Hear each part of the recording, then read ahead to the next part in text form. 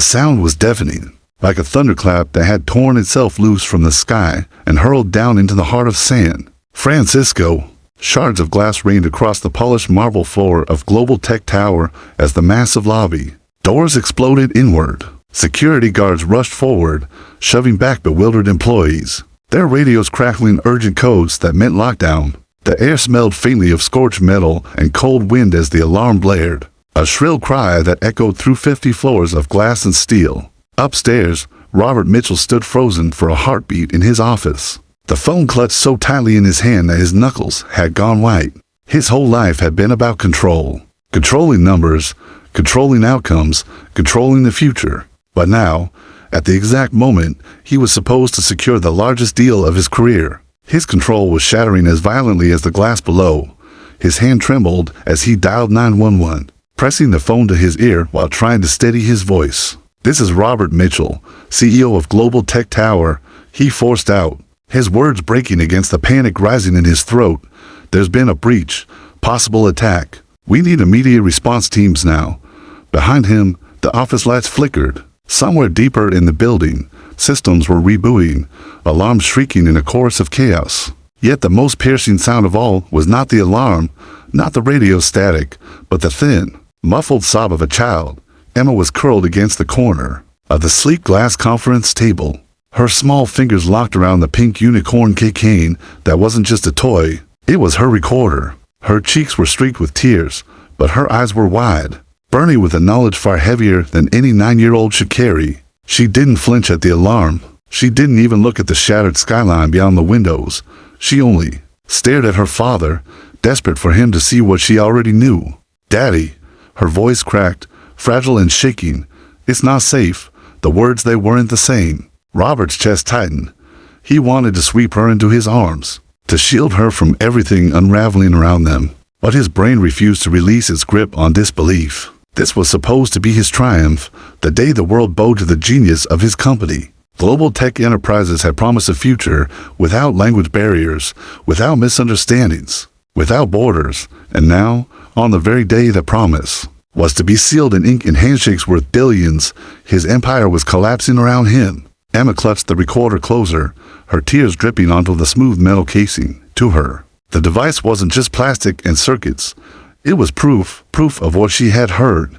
Proof that she wasn't imagining the subtle shifts, the twisted meanings hidden inside the perfect, polished translations of Linga Bridge. Proof that she, a child dismissed as curious and restless, had caught something the adults hadn't or refused to see down in the lobby. Another wave of security burst through the shattered doors, their shouts muffled by the roar of the alarm. The entire building seemed to pulse with panic. Yet here, on the 50th floor, the silence between father and daughter was heavier than any alarm. Robert's hand shook harder around the phone. He could hear the dispatcher asking him to repeat details, but the words blurred. All he could hear was his daughter's whisper, trembling yet certain. "They're lying, Daddy. The translator is lying." For the first time in his career, Robert Mitchell had no answer. He was a man accustomed to contracts, to numbers, to equations that balanced neatly in rows of profit and loss. But this was something he could not calculate. A little girl, his little girl, holding a recorder like a weapon of truth.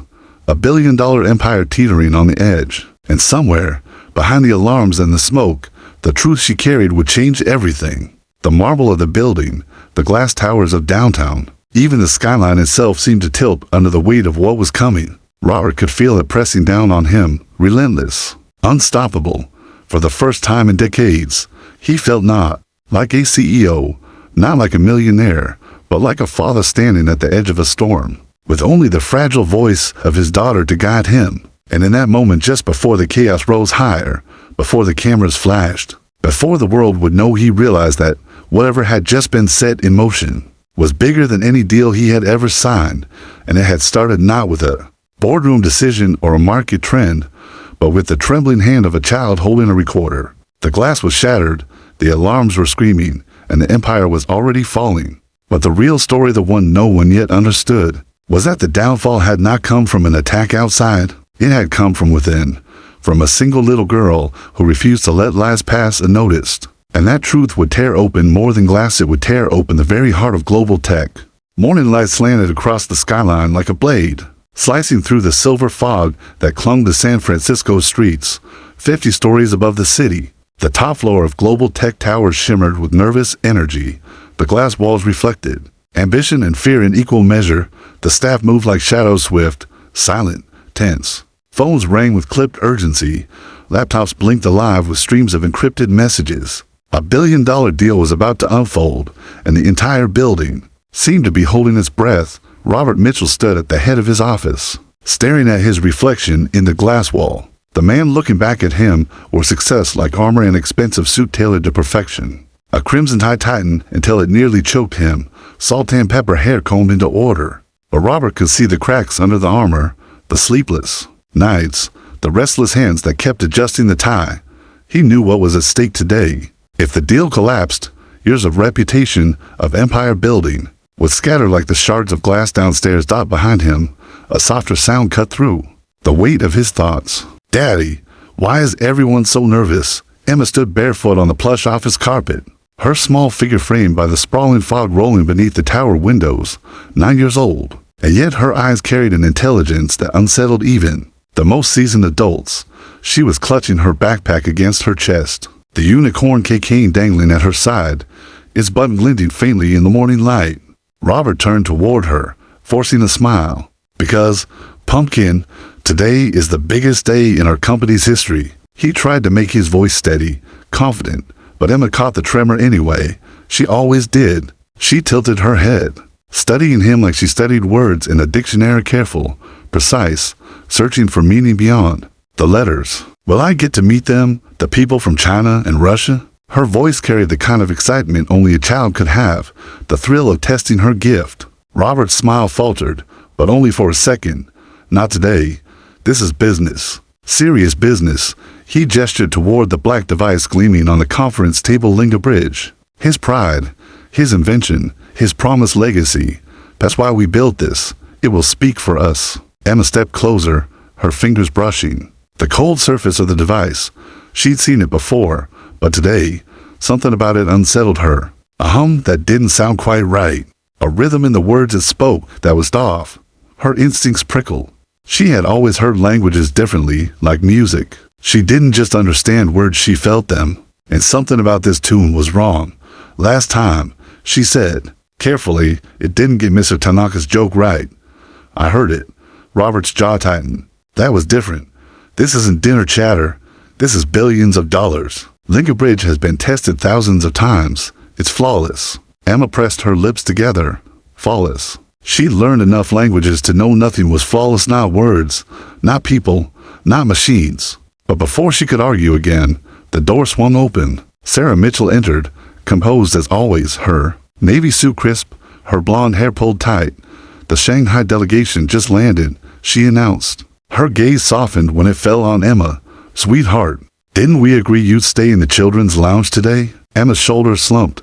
It's boring there. Please, just let me watch. Robert and Sarah exchanged a look of wordless conversation perfected over years of partnership. Robert shook his head. Sarah hesitated. She knew Emma's mind, knew how her daughter heard languages the way others heard melodies. She also knew her daughter's instincts had never been wrong. How about this? Sarah said gently. You can watch from my office. There's a live feed. You'll see everything. But you won't disturb anyone. Emma's face lit up, and Robert sighed in resignation. 15 minutes. That's all. He bent down, kissed her forehead. Promise me, Pumpkin, no interruptions.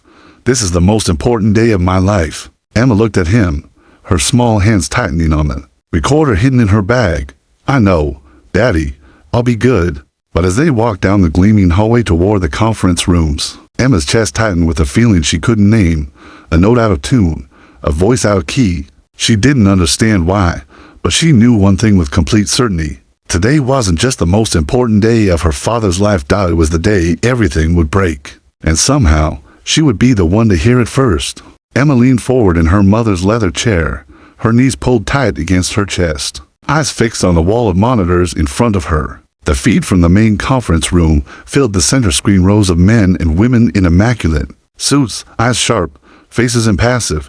On either side, smaller screens showed angled shots from cameras tucked discreetly in the corners of the room. The delegates looked like statues, but Emma felt the tension beneath their stillness. Deals worth billions didn't happen with smiles alone. Her father stood at the head of the long glass table, his posture tall, his voice steady. He radiated confidence, but Emma noticed his hand tightening and loosening around the pen he held, as if squeezing away the nerves. Beside him, Dr. Marcus Chen adjusted the sleek black Lingerbridge devices, setting them like silent sentinels before each group of delegates. Emma adjusted the volume on the monitor. She didn't want to miss a single word. Mandarin filled the speakers as Mr. Xiao, the investor from Shanghai, leaned forward, his voice even, deliberate. Emma wasn't fluent, but months of practice had sharpened her ears. She caught the words. Engquin Jianse security checks. Yet when the translator's voice echoed in English through the system, it smoothed the meaning into something else. Double quotes, Mr. Xiao is asking about implementation timelines. Emma's brows knit together. No, that wasn't right. She scribbled the words on her tablet, typed them phonetically, and watched the app confirm her suspicion. Security protocols. Her stomach flipped out. Maybe it was just a small slip. Maybe she misheard. But her chest tightened with unease. She waited, her eyes glued to the screen. Minutes later, it happened again. This time in Russian. Ms. Petruva's sharp voice mentioned Proverka verification. Emma had practiced enough Russian with her uncle's old dictionary to know. But the device's polished English voice offered a different message. She's inquiring about reporting schedules. Emma's pulse quickened. The times couldn't be coincidence. Her small fingers flew across the tablet again, confirming what her ears had told her. Wrong. Both times wrong, and not in the silly way a joke gets lost in translation. These were targeted, deliberate shifts. Her gaze flicked to the corner of the screen. There stood Thomas Wilson, her father's business partner, the man who had always smiled at her, who brought her Russian books and said she had the gift of a true linguist. His smile wasn't there now. He wasn't laughing. He was watching. Not the delegates. Not her father. He was watching the Lingerbridge devices with an intensity that made Emma's skin prickle. Her 15 minutes were up. She should have left. She should have been on her way to the lounge, away from this buzzing wrongness. But she couldn't move. She couldn't look away. She needed to know. She slid off the chair, her heart hammering, her sneakers silent against the carpet as she grabbed her backpack. If she wanted anyone to believe her, she needed proof. The unicorn cocaine was warm in her palm as she turned on the recorder, its red light hidden beneath the glittery horn. Just in case, she whispered. The office door opened suddenly, making her jump. Zach Wilson leaned in, his grin crooked, his eyes alight with mischief. Bored already, he whispered. Emma's stomach sank. Of all people, him. But then her mind raced. Maybe this was the chance she needed. He could distract. He could help without even knowing what he was part of. Come on, she whispered back. Not here. I need to show you something. Moments later, the two of them slipped through the service corridor, the hum of the conference spilling faintly through the walls. Emma's hand shook as she guided Zach toward a storage closet she discovered months earlier. She dropped to her knees before the low vent. Voices leaked through muffled, but clear enough. Absolutely certain this won't be detected, came a voice she knew instantly. Uncle Thomas. His words slow, assured, dripping with arrogance. Dr. Chen's reply was tight, uneasy. I still don't like this, Thomas. If Robert finds out, he won't. Thomas cut in sharply. Unless you tell him, you won't. Your name is on every development file. You go down with us. Emma's blood ran cold. She pressed closer, her recorder's light blinking in the shadows. The translations are shifting exactly as planned, Chen's voice carried on. Oversight clauses softened, reporting intervals stretched. The Russian security concerns minimized. Just as we programmed, and the routing codes? Thomas pressed. 10% of all initial transfers funneled through shell accounts. Invisible without cross-referencing the originals in multiple languages. No one will notice. Emma's stomach lurched.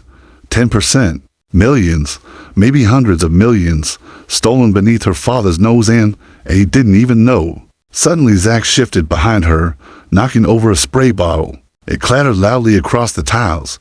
What was that? Thomas's voice snapped. Sharp as a whip, Emma grabbed Zach's hand, pulling him out of the closet, her recorder still running. They sprinted down the corridor, the sound of a door opening behind them, voices barking, footsteps following. They rounded a corner and crashed. straight into someone's legs. Emma's heart froze. Towering above them was Agent Natalie Parker, her dark suit immaculate, her badge gleaming, her eyes narrowing with suspicion. "What are you doing here?" she demanded. Emma's chest heaved, her mind screaming one thought. Tell her now. She swallowed hard, clutching the recorder tighter. "Agent Parker," she whispered, her voice trembling but fierce. "I think something's wrong with the translator. They're lying." And with those words, everything began to unravel. The hallway outside the executive boardroom was silent, except for the pounding of Emma's heartbeat in her ears. Agent Parker's tall frame loomed over her, sharp eyes narrowing, unreadable. Emma clutched the unicorn recorder so tightly in her fist that its glitter edges bit into her palm. She wanted to spill everything right there, to shout about what she'd heard through the vent, about Uncle Thomas's cold voice, about Dr. Chen's fearful tone, but the words tangled in her throat. She was only 9. Would Parker even believe her? Before she could find her voice, heavy footsteps approached. Thomas Wilson appeared, his silver hair perfect, his face calm, his smile polished for decades of boardrooms and investors. But his eyes, those steely blue eyes, were darker now, colder, pinning Emma in place. "There you are," he said, his tone laced with just enough warmth to sound convincing to an outsider. "I've been looking for you both." What a relief. He placed a firm hand on Emma's shoulder, squeezing just a little too hard. He nodded politely at Parker. "I apologize, Agent. My son and Emma have a tendency to wander where they shouldn't. Curious imaginations, you know how children are." Emma's chest tightened.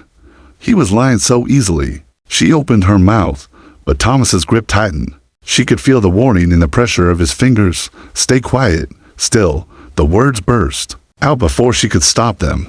"I heard you and Dr. Chen. You're changing the translations. You're lying to everyone in that room."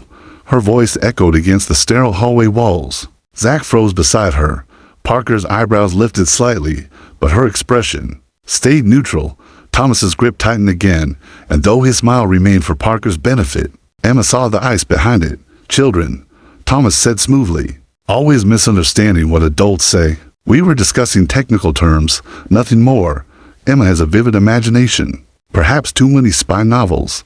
His laugh was soft, dismissive, but it made Emma's stomach twist. Agent Parker studied Emma carefully. "Then Thomas, if you'd like to share your concerns later, Emma, your parents can arrange a meeting with me," she said evenly. "But for now, let's get you back where you belong." Thomas wasted no time steering Emma and Zach toward the elevator. His hand never left her shoulder. Firm, controlling, a cage in plain sight. Emma's pulse throbbed in her throat. The elevator door slid closed with a metallic whisper, shutting out Agent Parker's gaze. The moment they were alone, Thomas crouched to Emma's level. His smile was gone. His voice was low, sharp as glass. "Listen to me, Emma. Today is the most important day of your father's life. If you start babbling about lies and translations, you will ruin everything he's built. You will destroy him." His eyes bored into hers, unblinking. "Do you want to do that to your father?" Emma's throat burned. For a moment, she felt like a small bird trapped in a predator's hand. She wanted to scream, but fear clamped down on her voice. "I understand," she whispered, though her heart rebelled against the words. "Good girl," Thomas said softly, but there was no kindness in his tone. He straightened, smoothing his jacket as if nothing had happened. When the elevator doors opened, he shoved them gently into the children's lounge. "Stay here. Don't cause more trouble." The door clicked shut behind him. Zach slumped into a beanbag chair, unbothered, already grabbing a game controller. "You shouldn't mess with my dad's business," he muttered. "He gets mad when people do that." Emma stared at him, horrified. "Zach, don't you understand? They're stealing. They're tricking people. So what?" He shrugged, eyes on the screen. "It's money. Who cares?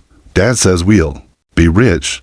He promised me a new gaming system after this." Emma sank into the corner of the room, her recorder clutched in both hands. Her chest ached with anger and frustration. No one believed her, not Zach, not Lily, not even Agent Parker. Her father, her brilliant, ambitious father, was about to sign contracts poisoned by lies, and she was powerless to stop it.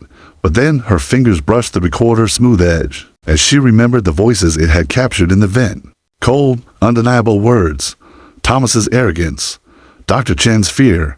That was her proof. Adults didn't believe words from a child's mouth, but they would have to believe voices from their own. Her jaw set.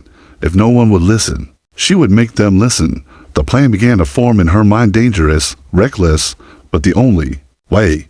She had to get her recorder into the conference room itself, where it could capture both the lingua bridge translations and the real voices of the delegates. She needed evidence that no one could laugh off or dismiss. Outside the lounge, the building buzzed with preparations for the signing ceremony. Upstairs, her father was moments away from sealing the deal of his career, and here, in the quiet hum of the children's lounge, Emma Mitchell, age 9, made a decision. She would not let her father walk blind into betrayal, even if she had to. Risk everything, even if no one believed her. She would find a way to expose the truth. The unicorn recorder blinked softly in her palm, like a heartbeat. The war for global tech soul was no longer in the boardroom. It was in the hands of a child who refused to be silenced. The afternoon sun burned low across San Francisco, turning the glass towers outside global tech into a river of fire. Inside the top-floor conference room, the atmosphere was just as heated, though dressed in polished smiles and the clink of crystal glasses. The billion-dollar deal had survived hours of negotiations, was translated or not, and now the final ceremony was beginning. Photographers clustered in the corners, flashes strobing against the glossy walls. Waiters moved silently between delegates, refilling champagne flutes. The table in the center gleamed with thick stacks of contracts, the weight of entire nations in their pages. Robert Mitchell stood proudly at the head of it all, his voice booming, steady, certain. Ladies and gentlemen, he declared, this moment marks the dawn of a new era in global finance and technology. No longer will language divide us. No longer will mistrust slow us. Today we prove that with lingua bridge, the world can finally speak as one. Applause echoed. Polite but powerful, Emma stood at the back, sandwiched between her mother and Lily, her backpack clutched tightly to her chest. From her vantage point, she could see everything. The delegates nodding, her father's triumphant smile, the black devices humming softly in the center of the table. She could also feel it like a drumbeat to low. For anyone else to hear the wrongness still thrumming in the air, each translation was a mask, polished and false. She knew it. The recorder hidden in her bag knew it, but no one else did. Her fingers brushed the unicorn cocaine, and she swallowed hard. She hadn't come this far just to watch her father sign away everything. She hadn't risked sneaking into service corridors, hadn't trembled while hearing Thomas and Dr. Chen confess their scheme, just to be ignored. If no one would stand, then she would, before we sign. Robert continued, I must thank those who made this possible. My partner and friend, Thomas Wilson, whose brilliance shaped the financial structure of this historic deal, and Dr. Marcus Chen, whose visionary technology has erased the barriers of mistranslation. Forever, applause rose again, thunderous. This time, and Emma's throat closed. Forever, if her father only knew the truth. Her heart pounded against her ribs, so loud she thought the delegates must hear it. She took one step forward, then another, the words building inside her like a tidal wave. She looked at her father, his pen already in his hand, poised above the document that would seal it all. She thought of Thomas's cold whisper, do you want to destroy your father? And she thought of the voices she captured on her recorder, the proof that only she had. The room fell into a hush. Cameras flashed. The world was waiting for ink to meet paper. Wait. The word tore out of Emma's throat, louder than she knew she could shout. It cracked through the air like lightning, snapping every gaze in the room toward her. The applause died. Even the lingua bridge devices seemed to hum more quietly. Robert froze, his pen hovering. His face shifted from confusion to horror as he saw his daughter, standing small yet defiant, at the edge of history. Emma, he hissed, his jaw tight. This is not the time. It's lying. She cried, her voice trembling but fierce. The translator is changing what people say. It's changing the contracts. A ripple of uneasy whispers ran through the delegates. Mr. Shao frowned, leaning back in his chair. Miss Petrova removed her earpiece, her eyes narrowing. The Arabic delegation exchanged startled looks, Robert's face flushed with embarrassment, his carefully built empire trembling on the edge of his daughter's words. Pumpkin, please, he said through clenched teeth. Enough. But Emma shook her head violently. No, Daddy. I heard them, Uncle Thomas and Dr. Chen. They're tricking everyone. They're stealing money. Please, you have to believe me. Gasps spread through the room. All eyes darted to Thomas, who stepped forward smoothly, his face composed, his smile firmly in place. "She's a child," he said with a soft laugh. "Surely you don't expect us to take this seriously, my dear. You've been reading too many spy novels." Emma's hands trembled, but she stepped closer to the table, her eyes burning. "Then ask him. Ask Mr. Xiao to say something in Mandarin. See if it tells the truth." A silence heavier than stone filled the room. Slowly, intrigued, Mr. Xiao rose to his feet. He adjusted his glasses and spoke a simple sentence in Mandarin. Emma caught it easily. She had practiced those words dozens of times. Why would a child accuse us on such a serious day? The Linga Bridge device translated smoothly.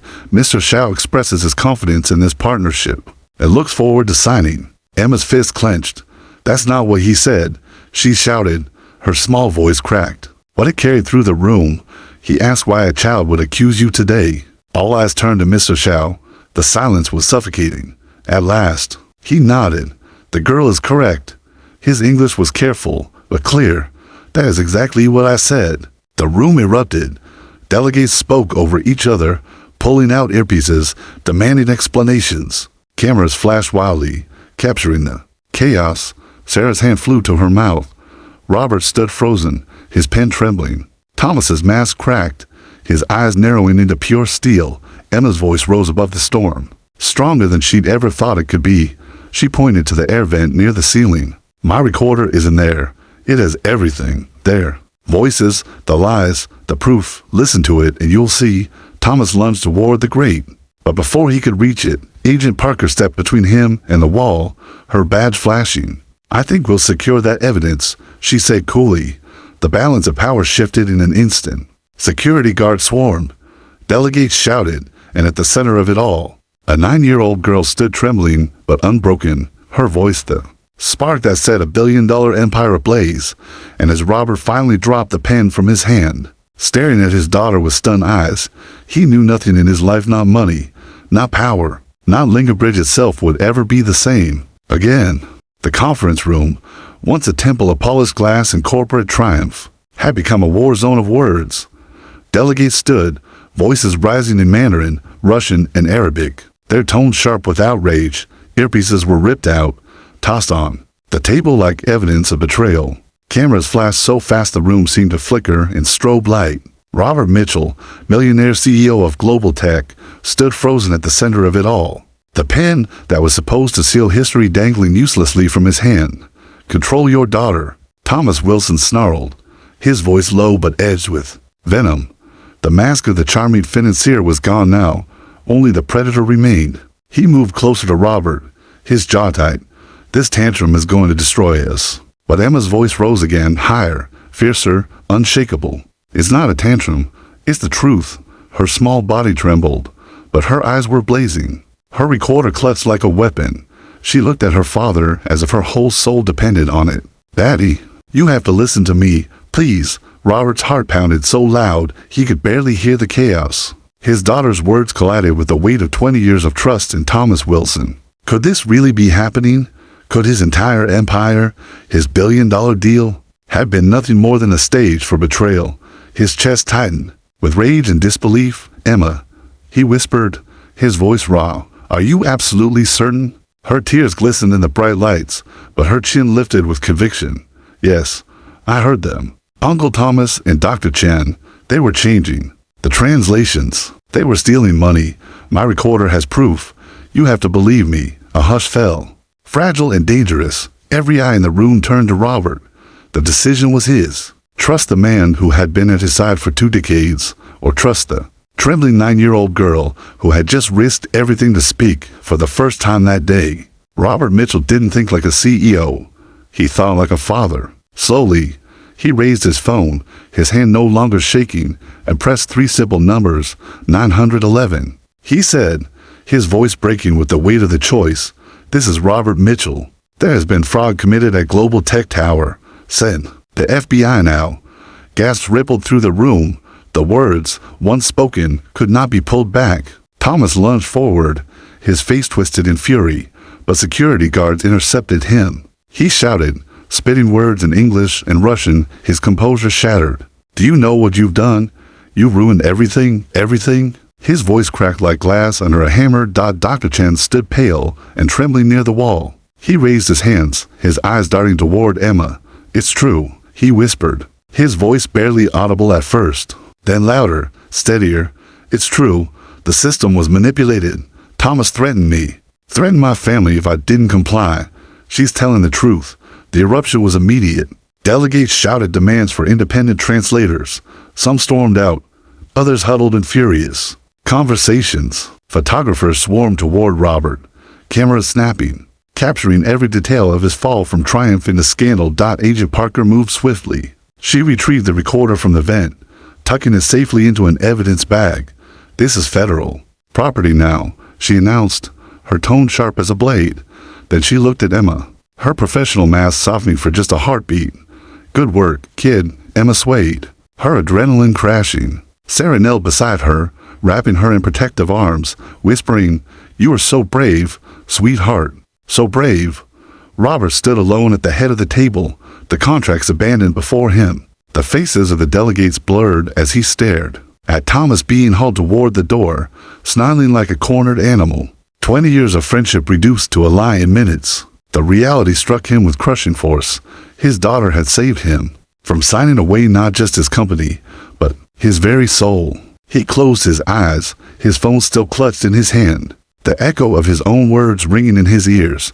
"There has been fraud committed at Global Tech Tower." Sirens wailed in the distance, growing louder, racing through the streets of San Francisco. Toward the tower, the alarms in the lobby had long since gone silent, replaced now by the sound of something far more powerful, truth, spreading like wildfire. For Robert Mitchell, the man who had spent his life building walls of glass and steel, the world had just shattered, and it was his daughter, small, trembling, but unbreakable, who had swung the hammer. As the doors burst open and FBI agents flooded the conference room, the cameras captured the moment, the Millionaire CEO standing beside his test-streaked child, the recorder between them, the empire around them collapsing into chaos. And yet, in that chaos, a new kind of power was born. Not the power of money, not the power of machines, but the power of truth, spoken by a child no one had expected to matter. And as Robert turned to his daughter, his voice breaking as he whispered, "I believe you." The sirens screamed louder, sealing the moment in history. The world did not go quiet after the sirens. It grew louder. 2 days later, Robert Mitchell sat on the leather couch in his own living room, staring at the muted glow of CNN on the television. The screen was filled with the words "Global Tech Fraud, FBI Investigation Widens." His company's logo spun in a corner like a scarlet letter, replayed endlessly while anchors dissected his life, his choices, his failure to see what had been happening right under his nose. He looked a decade older than he had 3 days before, his salt-tan pepper hair now almost entirely gray in the lamplight. Beside him, Emma sat curled up with her unicorn recorder in her lap, still wearing the bravery that had shaken nations. She wasn't smiling. She wasn't triumphant. She was quiet, watching the screen with wide eyes, as if trying to understand how the words she had spoken had become fire consuming the world. Sarah entered from the kitchen with 2 mugs of tea, her posture steady though her hands trembled. "They're calling her a hero," she said gently, nodding toward Emma. "Every channel, every headline. The little girl who saved billions." She tried to smile, but her voice cracked. "They're not wrong." Emma looked down at her lap, stroking the recorder as if it were a pet. "I didn't say billions," she whispered. "I just told the truth." Robert leaned forward, pressing his face into his hands. His voice was rough, broken, and the truth cost me everything. Silence thickened in the room until the doorbell rang. It startled all of them. Sarah rose to answer, and a moment later, Agent Parker stepped inside, her dark coat dusted with rain. She looked less like the unflinching agent who had seized the recorder and more like a tired soldier, carrying too much of the world on her shoulders. "We've secured enough evidence to move forward with charges," Parker said without preamble. "Wilson has agreed to cooperate in exchange for a reduced sentence. He's naming names. Executives across multiple departments." Robert's stomach sank. "My own team?" Parker's nod was heavy. "Some you trusted most. The CFO, head of international operations, possibly more." The rot ran deep. She turned her gaze to Emma, her eyes softening. "Your recording was the thread that unraveled it all. Without you, the deal would have gone through." and hundreds of millions would already be gone. Emma's small hands tightened on the recorder. "Can I have it back when you're done?" she asked timidly. Parker almost smiled. "It belongs to you. We've made copies. Yours is safe." Robert lifted his head, his voice hoarse. "What happens now?" "The board, the investors, my company." Parker cut him off gently. "The board will act. They have to. Global tech survives. But it will be rebuilt under new leadership. Investors still want the technology clean, verified, rebuilt from scratch. But, Mr. Mitchell," she hesitated, "it's unlikely you'll be leading that rebuild." The words hung heavy in the room, but Robert only nodded slowly. He had already known. He had seen it in Eleanor Richards' eyes at the emergency board meeting. Pity mixed with calculation. His empire was no longer his. When Parker left, silence fell again. Robert stared at Emma, his vision blurring with tears he had not allowed himself to shed in years. "Pumpkin," he whispered, "I built towers of glass and steel. I thought that was strength. But you tore it all down with one word." Emma blinked at him, her eyes wide. "Did I do something wrong?" Robert pulled her into his arms, crushing her small frame against his chest. His tears wet her hair. "No. You did something no one else had the courage to do. You saved me from myself, from them, from everything." Months passed. The Mitchell family moved from their glittering mansion into a smaller house tucked near Stanford, away from the storm of cameras. Reporters still circled sometimes, but the frenzy faded as the trial of Thomas Wilson consumed the headlines. Robert attended the hearings in silence, watching his old friend unravel in a courtroom instead of a boardroom. The betrayal still gnawed at him, but the anger no longer defined him. Something else did. Emma, for Emma's life had changed too. Professors, linguists, even universities called her extraordinary. Her ability to hear what others ignored was not just a gift, it was a rare, almost unteachable talent. Stanford's language program opened its doors to her, letting her sit in classrooms with students twice her age. She thrived, not with pride, but with hunger. Words were her world, and she had found her place inside them. Meanwhile, Robert worked quietly with Dr. Chen, who had chosen to rebuild rather than vanish. They stripped Linkerbridge down to nothing but its bones and built again. This time, every line of code was laid bare, open source, transparent. No more secret layers, no more hidden commands. They called it Truthbridge. The unveiling came 6 months after the scandal, not in a glittering boardroom, but on a modest stage at Stanford University. The audience was not investors, but professors, students, and technologists from around the world. Robert stood at the podium, no longer the proud millionaire CEO in his crimson tie, but a humbled man in a simple suit. His voice trembled with sincerity.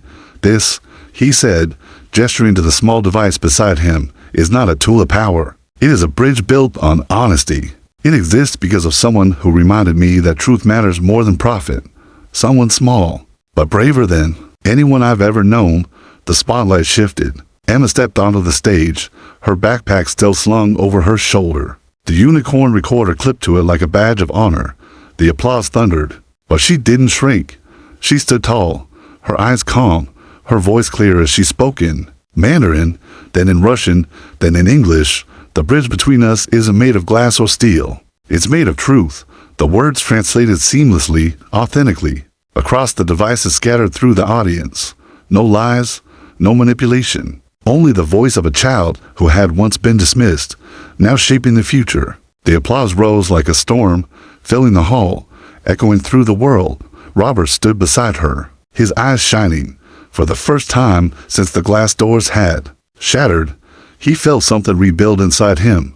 Not an empire, not a fortune, but a legacy, one born not from power, but from a child's courage to speak when no one else would. And as Emma smiled shyly at the crowd, the unicorn recorder glittering on her backpack, she understood. She hadn't just stopped a lie. She had begun a new story. A story where truth, no matter how small the voice, was strong enough to shatter glass, topple empires, and build bridges no one could break.